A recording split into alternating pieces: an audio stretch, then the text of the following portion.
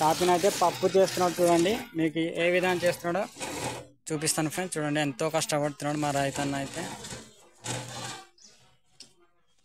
చూడండి ఫ్రెండ్స్, అక్కడైతే చూడండి స్లోగా పెట్టాలి. అక్కడ పెట్టిన తర్వాత గట్టిగా తిప్పాలి ఫ్రెండ్స్. తిప్పడానికి కొద్దిగా కష్టమే ఉంటుంది, అయినా తిప్పాలి, తప్పదు.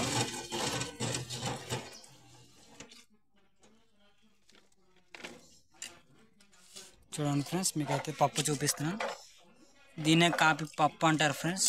దీన్ని ఎండబెట్టి అమ్ముతారు.